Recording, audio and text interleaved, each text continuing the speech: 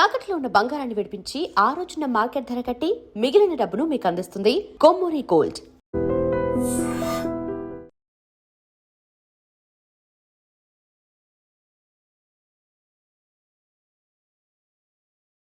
అంటే మీ సర్వీస్లో తీసుకుంటే సెన్సేషనల్ కేసు అప్పట్లో ప్రత్యూష కేసు, సినీ నటి ప్రత్యూష కేసు, ఆ కేసును అసలు ఎందుకు పక్కదారి పట్టారండి? అసలు అమ్మాయి నిజంగా రేప్ జరిగింది, అసలు ఏం జరిగిందండి? పక్కదారి ఒక్కరు పట్టించలేదు. అనేక మంది అనేక తప్పులు దీంట్లో చేశారు, ఒక్కరని కాదు. మునుస్వామి అనే అతను అసలు ఆ రోజు డ్యూటీలోనే లేడు. పోస్ట్ మార్టం చేసిన అతను ఒక జూనియర్ డాక్టర్. అతను అప్పటికి సర్వీస్లో జాయిన్ అయ్యి కేవలం 3 నెలలు మాత్రమే అయింది. ఇంకొక సీనియర్ డాక్టర్ ఒక అతను ఒక మర్డర్ కేసు చేయడానికి పోయినాడు. ఆ రోజు మొత్తం 5 కేసులు వచ్చినాయి, ఇది లాస్ట్ కేసు. దీంట్లో వాళ్ళు చేస్తూ ఉంటే ఈ మునుస్వామి ఇంకిద్దరు డాక్టర్లు ఇంకెక్కడికో పోయింది. ఆ దారిని పోతూ ఒక సినీ యాక్ట్రెస్ బాడీ ఉందంటే చూడ్డానికి పోయినారు. తర్వాత ఈ శవ పరీక్షలో జూనియర్ డాక్టర్ చేసినప్పుడు ఆఖరి కాలం ఏంటంటే పాయిజనింగ్ కేసులో మేము లోపల ఉన్నటువంటి అవయవాలను ఫారెన్సిక్ సైన్స్ ల్యాబొరేటరీలో కెమికల్ అనాలిసిస్ రసాయనిక పరిశోధన కోసం పెడతాం. అవి పెట్టినప్పుడు కాలం అంటే ఇది కాజ్ ఆఫ్ డెత్, మరణం ఎందుకు జరిగింది అనేది ఖాళీగా పెడతాం అది వచ్చేంతవరకు.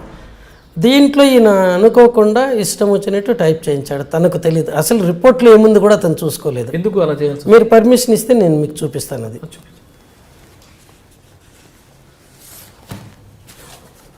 అంటే అతనికి ఎందుకు అనేది ఏం లేదండి, తనకు సబ్జెక్ట్ మీద పటుత్వం లేదు. అంటే అప్పుడు తర్వాత ఇవి చదువుకోవటం కూడా రాదు. దీంట్లో ఏముంది కూడా చూసుకోలేదు. ఈ రిపోర్ట్లో రిపోర్ట్లో వాళ్ళు ఇచ్చింది ఈ కాలం ఖాళీగా పెట్టారు. ఈ ఖాళీగా పెట్టిన కాలాన్ని ప్రెజర్ ఓవర్ ద నెక్, మెడ పిసికారు. యాస్ఫిక్సియా డ్యూ టు మాన్యువల్ స్ట్రాంగులేషన్, గొంతు పిసికి చంపారు, అది దాని అర్థం. However విజరా preserved for chemical analysis to detect poison if any. అయితే లోపల ఆర్గాన్స్, బాడీ శవ ఆర్గాన్స్ రసాయనిక పరిశీలన కోసం పెట్టాము. Semen collected from vagina for grouping and DNA finger printing అని రాశాడు. అక్కడ ఉండేది సెమెనా వెజైనల్ సెక్రెషన్స్ అని ఎవరు చెప్పలేరు. అది ల్యాబొరేటరీలో పరిశోధన చేస్తే కానీ చెప్పలేరు. అటువంటిది ఇది రాశాడు ఈయన. ఇక్కడ ఒకరికంటే ఎక్కువ మంది ఆమె మీద అత్యాచారం జరిపినట్టుగా వచ్చింది.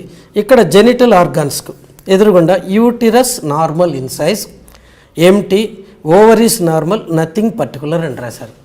సో ఈ శవ పరీక్ష నివేదికలో ఎక్కడ కానీ ఆమె మీద మానభంగం జరిగినట్టు లేదు.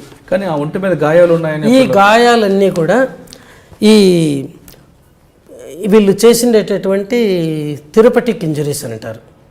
ఒక చిన్న గాయం ఇక్కడ ఉంటుంది, అది కూడా మీరు నేను చూపిస్తాను కావాలంటే. ఈ దీంట్లోనే ఉన్నాయి ఫోటోలో. ఈ గాయం ఇక్కడ ఉండేది ఇది ఏంటంటే ముక్కు నుంచి ఒక ట్యూబు మన పొట్టలోకి పెడతారు జీర్ణాశయంలోకి, ఏదన్నా యాస్పిరేట్ చేయడానికి కానీ లేకపోతే మందులు పోయడానికి కానీ. అది ఇక్కడ పెట్టినప్పుడు అది ఒక స్థలంలో ఉండాలని చెప్పి దాన్ని ఇట్లా ప్లాస్టర్ వేస్తాం. ఆ ప్లాస్టర్ తీస్తే ఎర్రగా అనిపిస్తుంది మనకు కూడా ఎక్కడన్నా.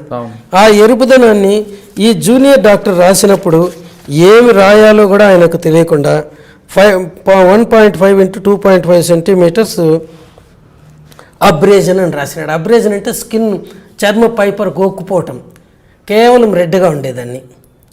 ఇంకొకటి ఇంట్యుబేషన్ అంటారు. అంటే ఇక్కడ ఒక ట్యూబ్ను మన శ్వాసనాళంలోకి పంపుతారు గాలి పోవడానికి. దాన్ని ఇక్కడ ఉంచాలంటే దాని చుట్టూ ప్లాస్టర్ చుట్టి ఇట్లా తీసుకొని వచ్చి ఇక్కడ అంటిస్తారు ప్లాస్టర్ను. అంటే ఒక పక్కన తీసుకొని వచ్చి ఇట్లా పెట్టినప్పుడు చిన్న డాట్స్గా ఒక గీతలాగా పడింది, అది కూడా ఇంటరప్టెడ్. దాన్ని ఒక ఇంజరీగా తను 5 సెంటీమీటర్స్ విలో అది రాసినాడు పెద్దగా. రెండోది 4 సెంటీమీటర్స్ పొడవుతో అది ఉంది నెస్ గాయం. అంటే పొట్ట మీద కూడా గాయాలు ఉన్నాయి. ఇంకా చెప్తాను ఇది కూడా. ఇంకా ఒకటేమో జిగులార్ వీన్ అని, అంటే ఇది మెదడు నుంచి తల నుంచి శుభ్రం చేయడానికి రక్తాన్ని గుండెకు కుడివైపుకు తీసుకొని వస్తుంది, చెడు రక్తాన్ని. దాన్ని జిగులార్ వీన్ అంటారు. ఆ వీన్ ద్వారా వీళ్ళు పైప్ పంపాలనుకున్నారు. దాన్ని వీనస్ లైనింగ్ అంటారు, సెంట్రల్ వీనస్ లైనింగ్ అని. దానికోసం ఏం చేస్తారంటే ఇక్కడ ఒక చిన్న ఘాటు పెడతారు, 1 సెంటీమీటర్ పొడవు. అది పెట్టి ఆ వీన్ తీసి దాంట్లోకి ఈ నీడిల్ గుచ్చుతారు. మనకు మామూలుగా ఇక్కడ చేసేటివి. అప్పటికే ఆమెకు మొత్తం కొద్ది తెలివి తప్పి ఇవన్నీ కూడా ప్రెజర్ తగ్గిపోవడంతో ఈ పని చేశారు. మామూలుగా అయితే ఆసుపత్రులు ఇక్కడ వస్తారో లేకపోతే ఇక్కడికి వస్తుంటారు. అది ఇక్కడ వీళ్ళు సెంట్రల్ వీనస్ లైనింగ్ అని ఇది చేశారు. అది చేసేటప్పుడు జుగులార్ వీన్ పక్కనే కెరోటిడ్ ఆర్టరీ ధమని, అది మెదడుకు తలకు మంచి రక్తాన్ని సప్లై చేస్తుంది. అది కానీ పొరపాటున కానీ దెబ్బ తగిలితే మనిషి వెంటనే చనిపోతారు, అంటే ఇంకా మెడికల్ నెగ్లిజెన్స్ కింద. దాన్ని పక్కకు నెట్టడానికి ఇలా వేలుతో అన్నాడు. ఇది రెడ్గా అయింది. ఈ రెండింటిని అబ్రేజన్స్ అన్నారు. తర్వాత ఇక్కడి నుంచి పోయిన ఈ ట్యూబ్ను ఇక్కడ పెట్టారు. పెట్టిన తర్వాత ఇది ఇట్లా పొజిషన్లో ఉండాలి కదా, 2 కుట్లు వేశారు. జస్ట్ ఇలా అంతే, మామూలుగా ఇట్లా వేసినట్టు దారంతో ఇట్లా కట్టేయడానికి. ఆ రెండింటినీ కూడా ఈయన అబ్రేజన్స్ అనుకున్నాడు. సో ఇక్కడ అయింది ఇదొకటి, ఇవి రెండు 6 అయినాయి. ఇంకా ఇక్కడ డ్రెస్సింగ్ పెడతారు. డ్రెస్సింగ్ పెట్టిన తర్వాత ఒక ప్లస్ లాగా టేప్ వేస్తారు. ఇక్కడ పోయిన టేపు ఇటు సైడ్ది ఈ కాలర్ బోన్ దీని మీద వెళ్ళింది. అక్కడ అదిమితే అది రెడ్గా ఉంది, అదొక అబ్రేషన్ అని రాసినారు. అంటే ఇదంతా అనుభవపూర్వం అనుభవం ఏమాత్రం కూడా లేకపోవడంతో జూనియర్ డాక్టర్ రాసినాడు. ఆయన ఇంకా నేను ఆయన గురించి చెప్పటము ఎంత తక్కువ చెప్తే అంత మంచిది. 79లో ఎండీలో జాయిన్ అయ్యి 3 ఏళ్ల కోర్సులో 92లో కంప్లీట్ అయింది. అప్పుడు ఏంటంటే ఎంటీ పేపర్లు ఇస్తే పాస్ అయ్యే కాలంలో ఆయన ఒక్కడిగా చాలా మంది అట్లా అయినారు. 100కి 60 మంది ఆ టైప్ వాళ్ళే ఉంటారు మా దగ్గర. ప్రత్యూష మీద అత్యాచారం జరిగిందంటారా?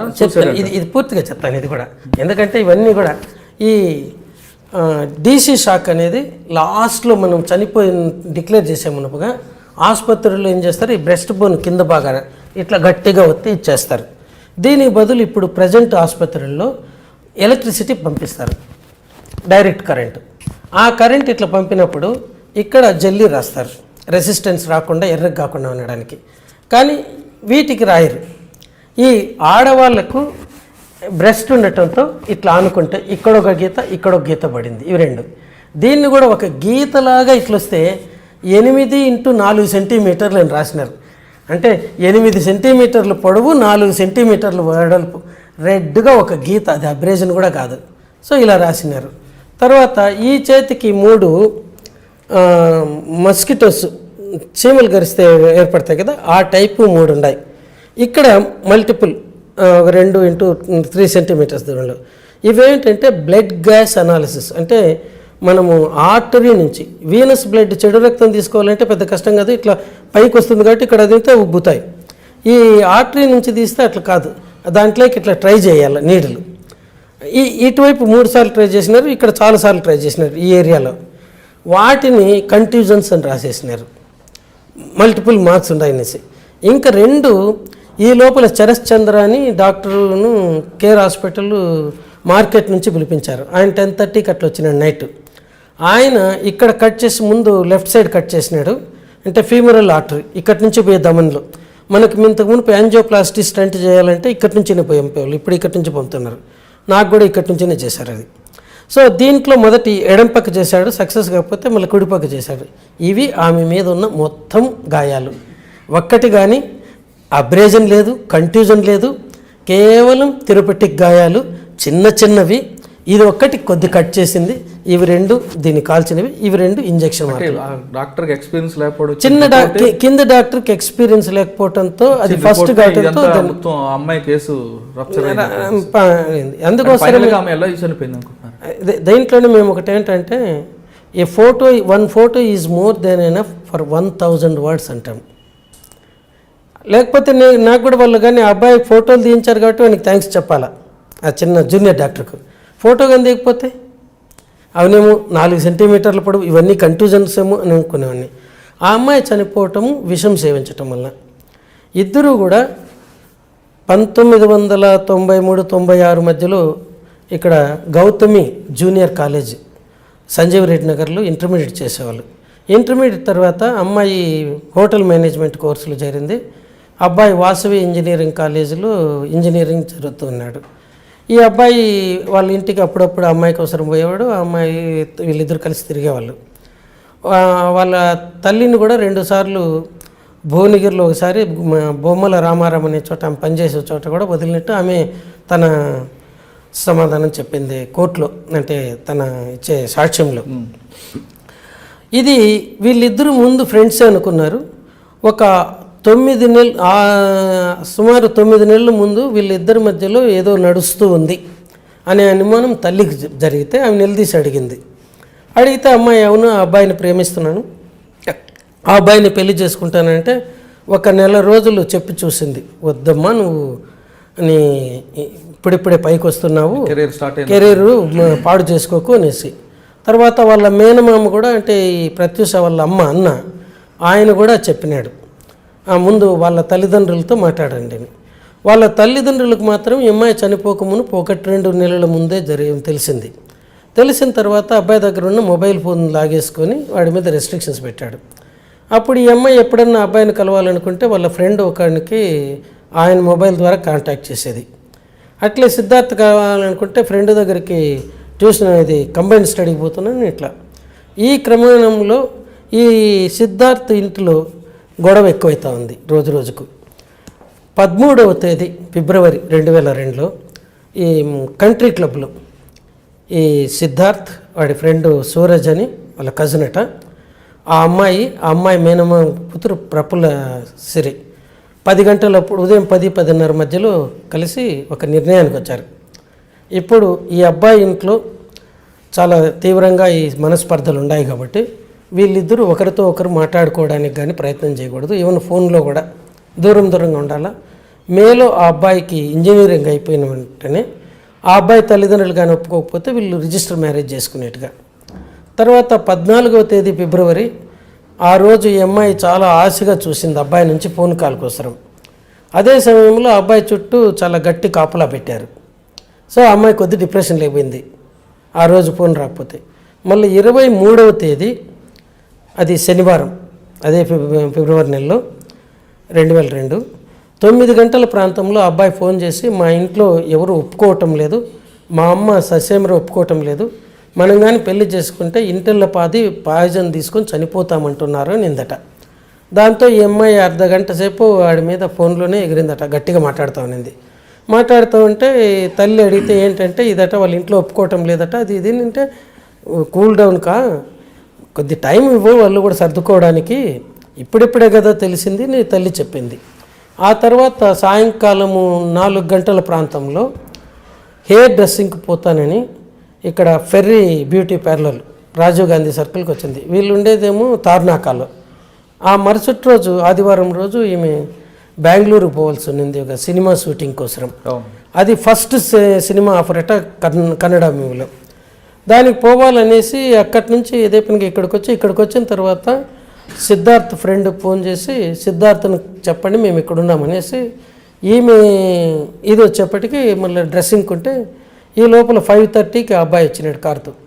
ఆ హార్న్ విని ప్రఫుల్ల సిరి కిందికి దిగొచ్చింది. ఈ అమ్మాయికి 6 గంటల ప్రాంతంలో ఈ హెయిర్ డ్రెస్సింగ్ అయిపోతే దిగొస్తే ఆ అబ్బాయిని చూస్తామనంటే ఈ అమ్మాయి ఏడవటం మొదలుపెట్టింది. అమ్మాయిని చూసి అబ్బాయి ఏడవటం మొదలుపెట్టారు రోడ్డు మీద.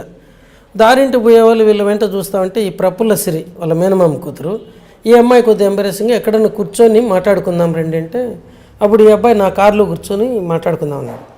ఈ అమ్మాయి నేను సిద్ధార్థ్ పోయి అట్టు తిరుగు వస్తాం మేమిద్దరమే సపరేట్గా మాట్లాడుకుంటాం, నువ్వు ఇక్కడన్నా ఉండు లేకపోతే ఇంటికన్నా వెళ్ళిపో అని చెప్పిందట. చెప్పి అలా వెళ్ళిన తర్వాత 6:30 మధ్యలో అంటే 6:35 అని రాసినారు పోలీసులు దాంట్లో రిపోర్ట్లో జడ్జిమెంట్లో. ఈ అమ్మాయికి తేజ ఆఫీసు నుంచి ఆనంద్ అని వాళ్ళ కో డైరెక్టర్ ఫోన్ చేసి నీకు జయం ఫిల్మ్లో లీడ్ రోల్ సెలెక్ట్ చేసుకున్నాము రమ్మని చెప్పినట్ట. అది వెంటనే వాళ్ళ అమ్మకి చెప్పింది.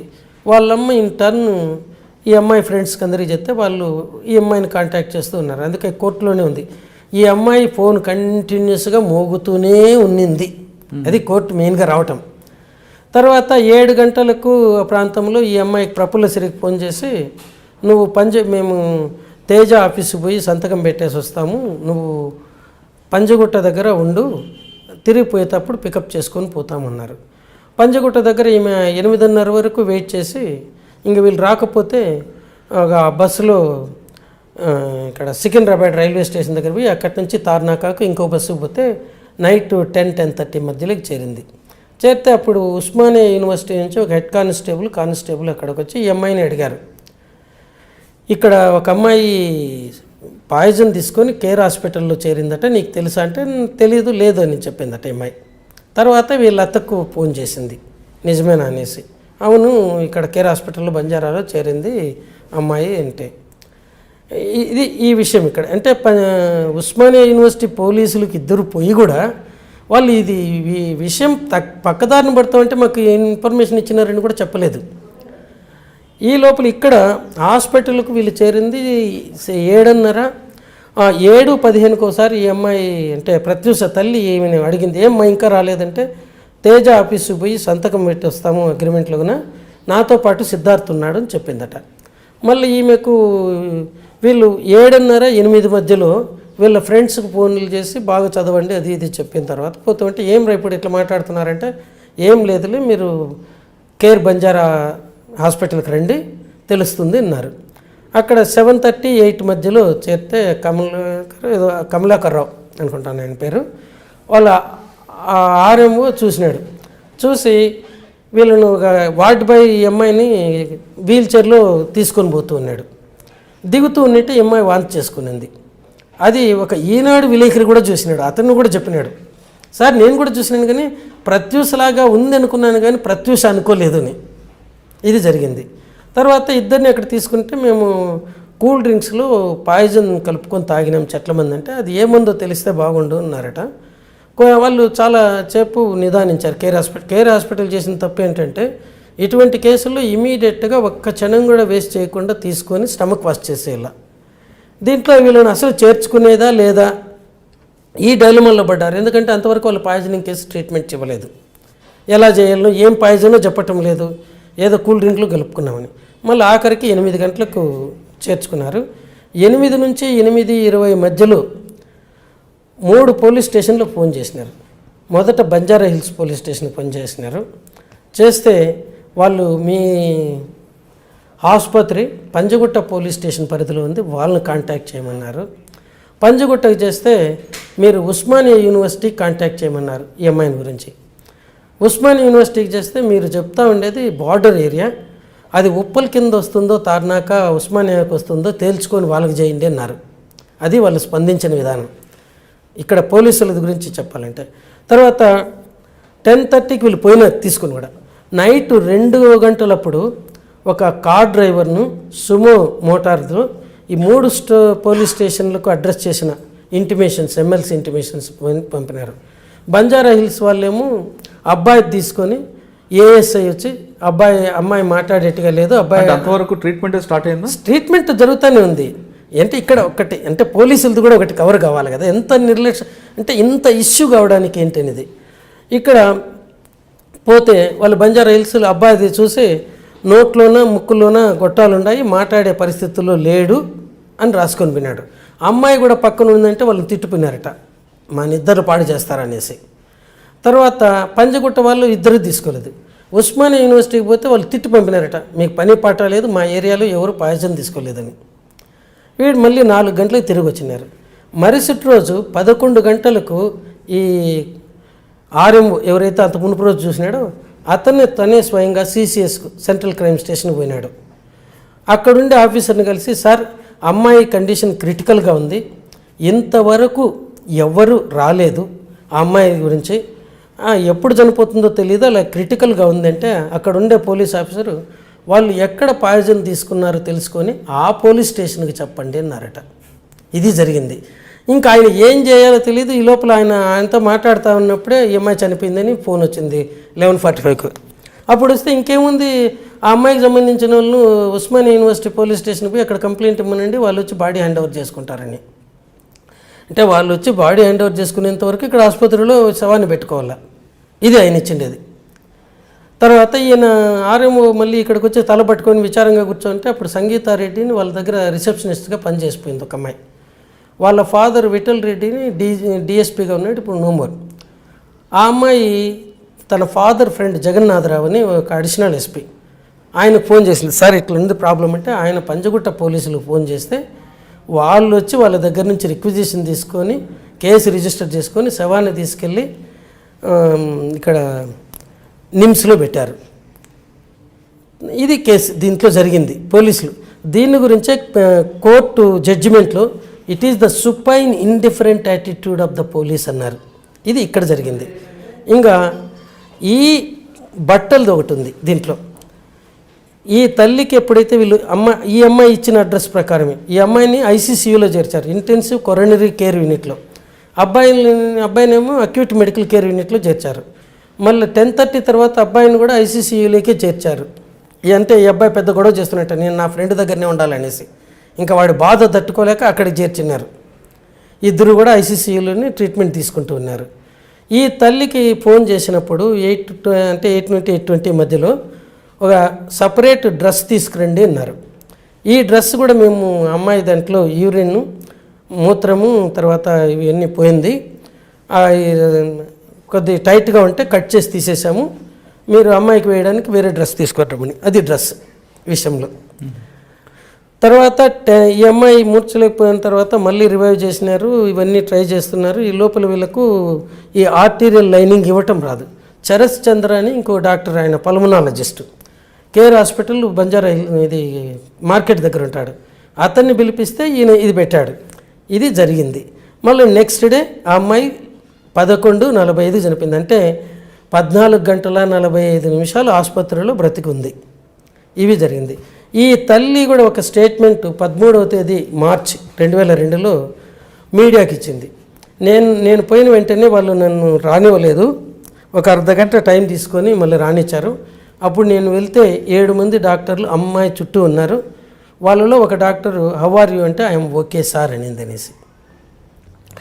ఇది ఒక విలేకరి నిజంగానే అనిందంటే ఈ కన్నతల్లి అబద్ధం చెప్తున్నావా అనుకుంటామని సిగతమించింది. సో ఇక్కడ రేప్ చేసి గొంతు బిసికి చంపేస్తే తల్లి వచ్చిందని మళ్ళీ వెలుగులోకి వస్తుంది అనేసి ఇది ఇక్కడ జరిగింది. తర్వాత అమ్మాయి ఎందుకు చనిపోయింది, అబ్బాయి ఎందుకు చనిపోలేదు అనేది, ఇది మన శరీరం యొక్క కండరాలను బట్టి ఉంటుంది, ఎంత పెద్దగా ఉండేది. అబ్బాయిల్లో ఫ్యాట్ తక్కువ, కండరాలు ఎక్కువ ఉంటాయి. So per unit gram of టిష్యూకి పాయిజన్ పోయేది తగ్గుతుంది ఒకే మోతాదులో తీసుకుంటే. అమ్మాయిల్లో ఫ్యాట్ ఎక్కువగా ఉంటుంది, ఫ్యాట్కి పాయిజన్ పోదు, కండరాలకు మాత్రమే. అందులోనే వాళ్ళు కాస్త లీన్గా ఉంటారు. ఈ అమ్మాయి అందులో సినిమాలు యాక్ట్ చేస్తుంది కాబట్టి she has to maintain her size, దీనివల్ల ఇక్కడ పోతుంది. తర్వాత నేను అనాలిసిస్లో రిపోర్ట్ వీళ్ళని అడిగిన, నేను కన్వీనర్గా ఉన్నాను కమిటీలో. నాకు క్వాలిటేటివ్ కాదు క్వాంటిటేటివ్, క్వాలిటేటివ్ అంటే ఏం తీసుకున్నారని అట్లా కాదు, ఒక 100 గ్రాముల టిష్యూకు ఎంత పాయిజన్ ఉందో కావాలనేసి. స్టమక్ వాష్లో అడిగితే అమ్మాయిలు 100 మిల్లీలీటర్ల స్టమక్ వాష్ పొట్టలో ఉండే ఆహారంలో 2.9 మిల్లీగ్రాములు మాత్రమే ఉంది పాయిజన్. 100 మిల్లీలీటర్ల స్టమక్ కంటెంట్లో 2.9 మిల్లీలీటర్ల పాయిజన్ ఉంది. అబ్బాయిలో 4.1 మిల్లీమీటర్ ఉంది, మిల్లీలీటర్. అంటే ఇంత మిల్లీగ్రామ్ 4.1 మిల్లీగ్రామ్ అబ్బాయిలో ఉంది 100 లీటర్ల దీంట్లో, 100 మిల్లీలీటర్లో. ఈ అమ్మాయిలో 2.9. అంటే అబ్బాయి కంటే ఈ అమ్మాయి కంటే అబ్బాయిలో 1.2 మిల్లీగ్రాములు ప్రతి 100 మిల్లీలీటర్ల స్టమక్ కంటెంట్స్లో ఎక్కువగా ఉంది. దాన్ని బట్టి మనకు అర్థమయ్యేది ఏంటంటే అమ్మాయిలో పొట్టలో నుంచి అంటే స్టమక్లో ఉదరం దాంట్లో నుంచినే చాలా స్పీడ్గా రక్తంలోకి పాయిజన్ వెళ్ళిపోతుంది. వీడిలో ఆ స్పీడ్ లేదు, ఇది ఒక కారణం. దీనివల్ల అబ్బాయి బ్రతికి బయటపడ్డాడు. ఆ అబ్బాయి కూడా 2 రోజులు కంప్లీట్గా అపస్మారక స్థితిలో ఉన్నాడు, తర్వాత క్రమేపీ కోలుకున్నాడు. ఇది జరిగింది. తర్వాత టోటల్గా ఈ కేసు అంతా రాంగ్ ట్రాక్ ఉన్నప్పుడు, రాంగ్ ట్రాక్ ఇక్కడ కూడా కాదు, పోలీసులు కూడా పట్టించారు. అంటే ఈ ట్రాక్ నుండి మీ కమిటీ వచ్చిన తర్వాత మీరు దీన్ని ఒక ట్రాక్లో తీసుకొచ్చానంటారు. నిజం చెప్పాలంటే